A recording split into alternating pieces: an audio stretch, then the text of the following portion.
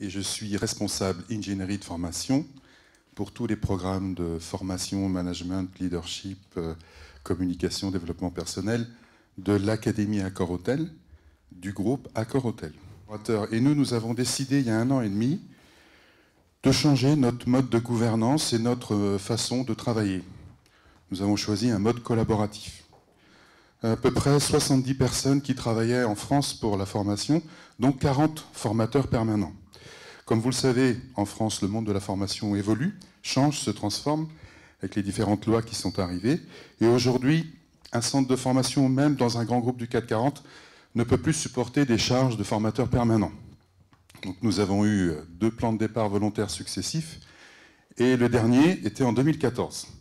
Et nous nous sommes retrouvés de 31 à 17.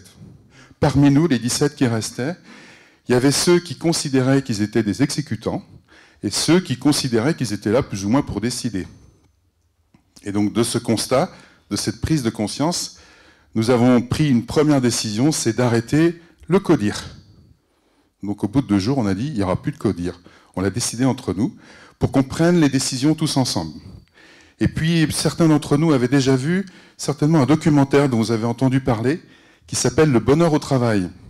Et dans ce documentaire, il faisait part d'expériences, d'entreprises apprenantes, responsabilisantes, alors certains disent libérées. Et donc, au vu de ce documentaire, on s'est dit, mais pourquoi nous, on ne fonctionnerait pas comme ça? Et donc, on a décidé entre nous de travailler en petit atelier, de travailler sur le fait d'être centré sur notre client, de travailler sur notre organisation interne. Dans un groupe du CAC 40, qui est un centre de formation comme nous, décide de faire cette expérience, et il a fallu une autorisation. Eh oui. Donc notre directrice a demandé l'autorisation à son N+1. On est toujours bien dans un truc très hiérarchique. Hein. Ils nous ont dit, eh ben, allez-y, pourquoi pas, parce que nous, on travaille justement sur un nouveau modèle de leadership, et votre expérience peut nous intéresser. Et donc, on démarre notre entreprise, et déjà, au bout de quelques semaines, on a senti que, justement, ceux qui se plaignaient de cette hiérarchie très prégnante, le jour où on leur dit, maintenant on décide tous ensemble, et vous êtes autonomes pour prendre vos décisions, ça générait de l'angoisse. La liberté génère de l'angoisse, voire de l'anxiété. Et puis pour les managers qui avaient l'habitude de décider sans consulter, ils ont dit, mais qu'est-ce que je fais là, moi je sers à quoi? Et donc tout ça a fait qu'il y a eu des moments difficiles à passer, et à comprendre que nos rôles changeaient. Une fois qu'on a avancé petit à petit dans cette démarche, on s'est dit, mais on a besoin d'être accompagné. Donc nous avons été chercher un coach collectif pour nous aider à avancer, puisqu'on a déjà pris une décision seconde importante, c'est que nous nous sommes dit, ce serait bien que tous les 6 semaines, on se prenne une journée pour nous. On se prend une journée pour nous et on a mis en application toutes les pratiques de l'intelligence collective qu'on connaît, que vous allez certainement pratiquer aujourd'hui, que ce soit avec des Lego, des Kapla, que ce soit avec les techniques de design thinking, voilà, tout ce qui permet que tout le monde puisse donner son avis et être pris en compte. Et donc, au fur et à mesure qu'on a avancé avec notre coach collectif, on s'est aperçu que, évidemment, on a remis le client au centre. C'est-à-dire que les demandes de formation nous arrivaient, mais on n'était jamais orienté pour appeler nos clients internes, hein, puisqu'on passe à peu près 12 000 stagiaires par an, et nos clients internes premiers sont les 1690 hôtels que nous avons en France, et les 850 personnes du siège. Et donc, on s'est dit, mais ce serait bien d'avoir une démarche proactive pour aller voir ses clients. Et de là, dans nos groupes de réflexion, dans nos ateliers, nous nous sommes dit, ce serait bien d'aller identifier les besoins au plus près. De ces besoins, nous nous sommes rendus compte que, en fait, on ne répondait pas vraiment aux besoins de nos clients internes. Hein. En fait, on faisait ce qui se faisait depuis 30 ans. Et ces hôtels franchisés bénéficient de moins de budget de formation que les hôtels filiales, parce que le groupe Accor veut dépenser plus pour ses hôtels. Sauf qu'avec moins de budget de formation, ils font moins de formation. Et donc on s'est rendu compte qu'on ne répondait pas à leurs besoins.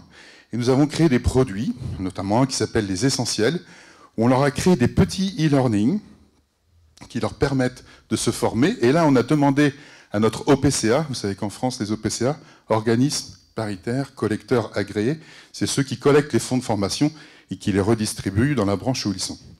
Et nous avons demandé à notre OPCA, le FAFI en l'occurrence, de pouvoir faire en sorte que ce soit gratuit pour nos franchisés. Imaginez-vous, ça fait 31 ans qu'on existe, on n'avait jamais pensé à ça.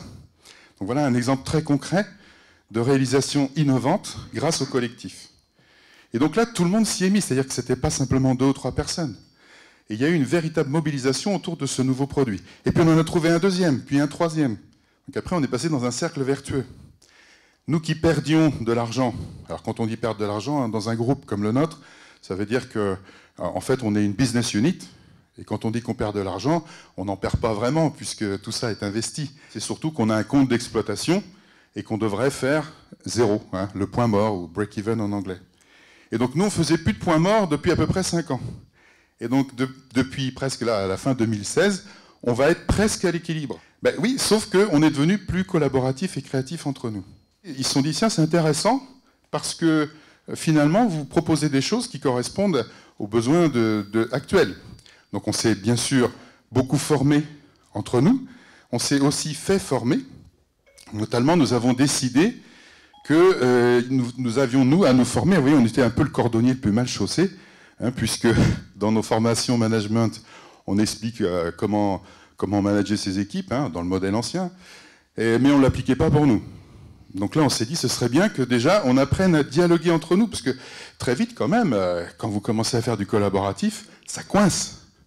Et vous vous rendez compte qu'il y a des tensions sous-jacentes, des non-dits qui ont été cachés depuis des années et qui remontent à la surface. Et là, on s'est dit, waouh, on ne sait pas très bien communiquer et dialoguer entre nous. Et on a eu l'idée d'aller chercher des formations sur la communication non violente. Mais le fait de travailler en mode collaboratif a aussi eu une résonance dans chacun d'entre nous. Et nous nous sommes rendus compte notamment que quand on veut être aligné sur le plan collectif, ça résonne sur notre alignement individuel. Et on s'est rendu compte que, pour certains d'entre nous, hein, et moi le premier qui vous parle, que finalement on n'était pas forcément très aligné avec soi-même. Et donc de là a commencé une démarche de se dire, pour certains d'entre nous, de dire, mais moi j'aimerais bien être coaché individuellement pour être beaucoup plus en cohérence avec moi-même, parce que je me rends compte que je ne suis pas forcément en cohérence avec les autres. Que d'un seul coup, là, en 1 an et demi, alors on a pris un coach collectif, on a fait des formations, on a passé beaucoup de temps à faire des réunions, même pour certains, il y en a marre de ces réunionites là. Hein. Le collectif, moi ça commence à me gonfler. Hein. Je préférais avant quand on prenait des décisions, puis voilà. Hein. Mais tout ça représente un fort investissement. En gros, on a triplé notre investissement pour nous. Donc c'est quand même quelque chose à dire, c'est qu'aller dans le collaboratif, ça a des conséquences, ce sont des choix à faire que l'entreprise assume, et nous on les a assumés collectivement, c'est qu'on a dépensé plus en formation, pour nous. En gros, on a commencé à s'occuper de nous pour mieux s'occuper des autres après.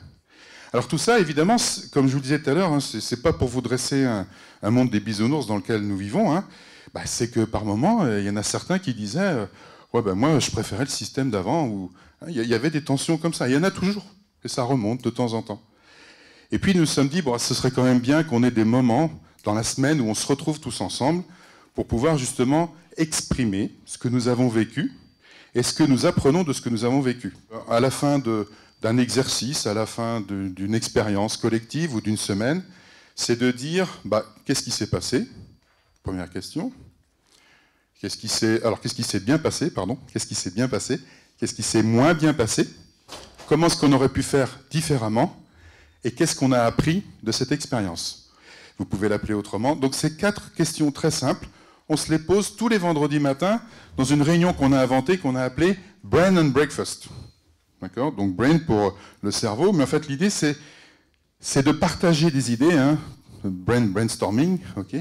C'est de partager les idées qui se sont passées dans la semaine, et puis il y a une personne qui se désigne automatiquement pour animer ce BNB, on l'appelle BNB. Vous voyez, c'est une petite analogie avec l'hôtellerie BNB, Bed and Breakfast. Hein. On a un peu d'humour quand même. Hein. Bon. Et donc dans ce Bed and Breakfast, eh bien, la personne qui anime, elle apporte le petit déjeuner. C'est-à-dire que c'est elle-même qui ou le fabrique ou l'achète. Et puis pendant 1 heure et demie, on débat de ce qui s'est passé dans la semaine, comment ça résonne en nous et ce qu'on va faire la semaine suivante. Avant, quand on se réunissait, on était derrière des tables.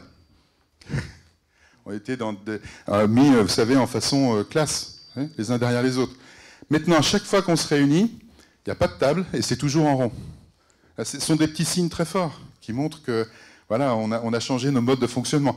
mais j'ai essayé de centrer le fait que notre collectif a permis d'améliorer et l'innovation, la performance bien sûr, mais la performance ce n'était pas notre premier objectif. Notre premier objectif c'était qu'on ait du plaisir à travailler ensemble.